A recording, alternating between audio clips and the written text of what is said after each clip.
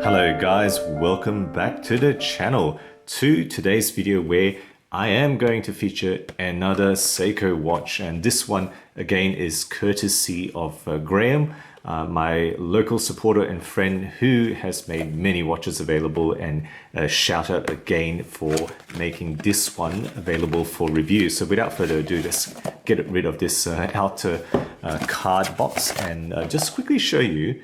This watch obviously is very much, as far as I can see and understand, targeted at the JDM.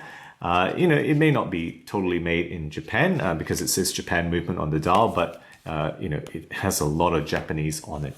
So this is the inner box here, you know, just simple, this kind of like dark colored one, a little bit different to other ones I've had. Seiko at the top there, and then kind of this inner cushion. And just to let you see, I've removed that many links from the watch, Prospex, and again, a lot of Japanese on the labeling there.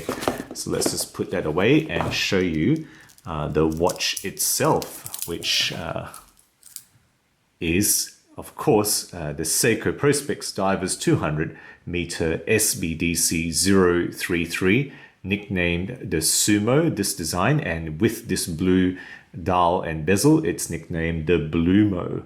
So this watch is 675 USD on MSRP as far as I have been able to identify, but you can typically get it for around the $450 mark on sale, you know, via grey retailers or whatnot. That's about the going rate as far as I have seen, and I'll put links below to things that I can find, you know, sales sites and whatever. So the movement in here I have featured before in the Shogun review. So this is the Seiko 6R15 21600 beats per hour movement with 23 joules. It is a 50-hour reserve thanks to the upgraded spring. It's the Sprung 510 mainspring. Quick set date, hacking, and manual winding. And in this case, the date is featured on the 3 o'clock window here with black writing on white disc, even though the winding stem with the crown is actually around the 4 o'clock position. So, you know, so you've seen that in many Seiko kind of layouts there with a 4 o'clock crown stem. And this one, the movement wise, is rated at -15 plus 26 seconds per day. That is kind of like the acceptable regulated accuracy. In use, this particular watch is running about -4 seconds per day. You know, it's perfectly acceptable. You know, I'm not going to open it and regulate it if it was mine. Just because it's running -4, I can live with that type of accuracy. The case in this watch is, you know, just let you have a look at the details here.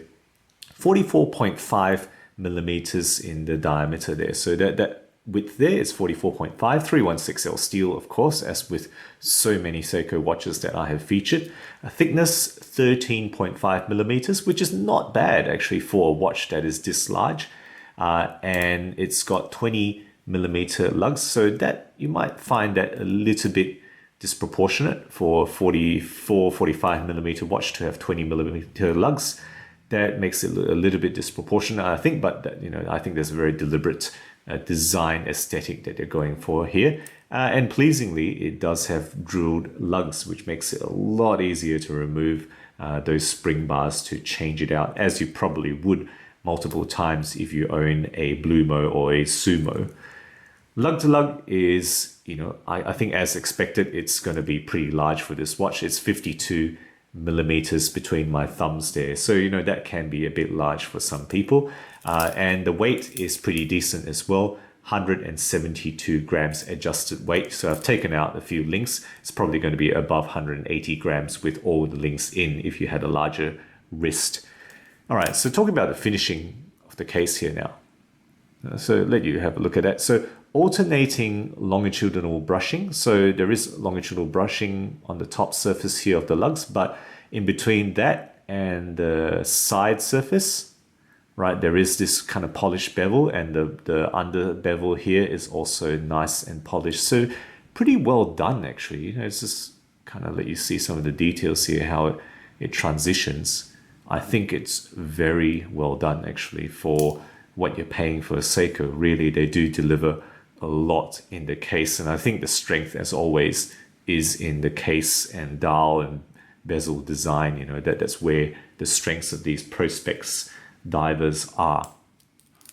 Okay, so the lugs as well, you know, just to point out, they have this nice knurled kind of twisting shape here, which is, I think, very pleasing. They haven't gone for just a slab side or a flat lug. They've gone for this type of knurled design in the Sumo case, which, you know, as I understand it, is extremely popular. You know, a lot of people talk about this. A lot of people want a Sumo in one form or another. Okay, moving on to the actual back here. So let you just have a look at the, you know, typical Seiko Tsunami logo here. Turn it this way. You see the details around the side, air divers, 200 meter and whatnot. So of course, it's going to be a very solid screw-in case back. The crown, right, has a S sign there. This 4 o'clock position, screw-in crown, of course, and it gives you that 200 meter ISO 6425 diver performance. Moving on to the dial then. Just let you have a look at that. So it's a very nice matte blue dial actually. That's really what this dial is. It has applied markers all the way around, except for the missing one at the 3 o'clock position because of the date window. And it is covered with Lumibright. And I'll put a lume shot here to let you see how it looks like in the dark. And Lumibright, as always, performs fantastically. This watch has absolutely no problem lasting all the way through the night into the morning in terms of being visible in the dark, despite me not deliberately charging it with a torch or anything. It's just ambient light will charge this enough. And so that Lumibright performance is excellent. The bezel, okay, just let you have a look at the bezel there, the design, right? So 120 click. Just let you hear the sound. Okay, 120 click unidirectional dive style bezel, of course, with a metal insert, right? And letting you look at those numbers, you know, that fat Sumo font. I don't know what font exactly that is, but of course it's a very fat type of font, and that's partly, I think, what earns this watch its nickname. I know that bezel font along with kind of that you know, fat, muscular type of case is what I think gives this watch its, you know, its namesake, its fan nickname. All right, 12 o'clock lume pip, of course, with this dive style bezel. That's really what you expect from a Seiko bezel. And the alignment wise, you know, I think it's all right. You know, let you have a look at the chapter ring there. All right. As far as I can see, you know, even as picky as I can get, that chapter ring alignment is absolutely okay. And let me just, twist that around again and try to get it right at 12 o'clock and let you see the bezel alignment. I think in this case is actually absolutely fine, at least as far as my naked eye can see. Let me know if you have any disagreements with that.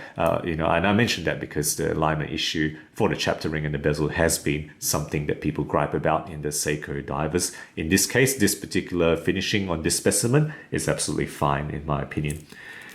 Okay, so moving on to the glasses that you see that dome there. Right, this is not going to be anything except for Hardlex crystal, in this case, Hardlex mineral glass. Nicely domed, not a very high dome, but a gentle dome. And it's, you know, it looks pretty pleasing to my eye. Moving on to the bracelet then. Okay, so that you have a look at that. Polished sides, brushed top. There's a little bit of a polished finishing there. Right, this makes it look as if it's like a 3-piece per link, but it's not. It's actually just a solid piece. So let you have a look at it. Yeah, there's no separation in that link there. There's just a solid link there. And again, it's kind of a push pin and collar style, as with many Seiko Prospex divers. It's not going to be a screw link adjustment. Let you look at this clasp here. Press metal, right? Press metal there, right? All press metal. But, you know, it functions fine. Push button deployant. And then it's got, of course, that Seiko divers extension for this watch. And just let you look how it functions, right? You release it by flicking that down and opening that up. So that's your dive extension. Again, press metal. And to put it back, you'd hook that over and then flick that back. That's how that dive extension functions, in case you're wondering. All right, guys, so let's just do a wrist shot and then talk about why I like this and why I may find it a bit limited.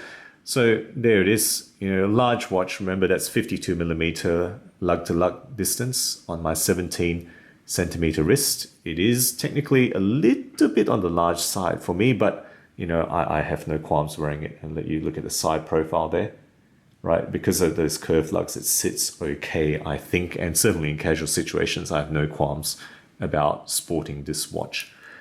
Okay, guys, so what have I enjoyed about this? Well, it's a Seiko with all the provenance that comes with it. It's the ISO 6425 diver for under 500 USD. It's a Sumo design, which, really is a really great case design. And this one is the Blumo, to be more specific. And probably I would prefer the blue rather than the black if you gave me a choice. And I think, again, the case design is awesome. It is a really great case design. That's really where this shines. The finishing is high quality in hand, right? Not much to say about the bezel, but the case itself is pretty fantastic, and it's full of character, which is probably why this is so much loved, this particular model and shape. What's the weaknesses of this watch? Well, it is large. Okay, so that's not going to be suitable for everyone. 44.5 on the width here. 52mm lug to lug, that's not going to be suitable for everyone. So you want to have a pretty decent sized wrist, at least 7 inches, I would think, to carry this in a more proper fashion.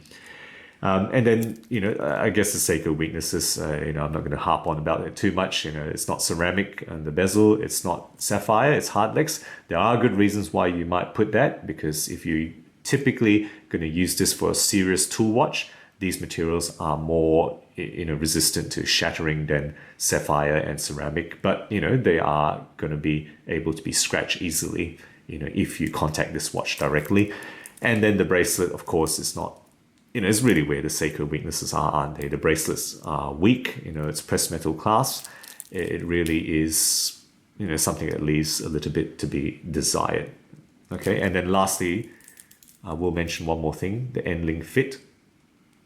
I don't know if you can see that moving, but there is a gap there. The fit of the end link, is also not fantastic. There's a bit of shape there. So I'm not sure why that is there. That's a little bit of a shortfall, but I'm just pointing that out to you guys. So guys, there you go. The Seiko Prospex SBDC033 Blumo model. Let me know what you think of this watch. If you have it, I'm sure a lot of people would have this in hand. Or a version of it. Let me know your experiences and your thoughts about the Seiko Sumo models. So guys, if you enjoy my videos, do consider subscribing, putting out new content every week, always aiming to be objective and unbiased about all things horology. Thank you again for sticking with me, and as always, I'll catch you next time.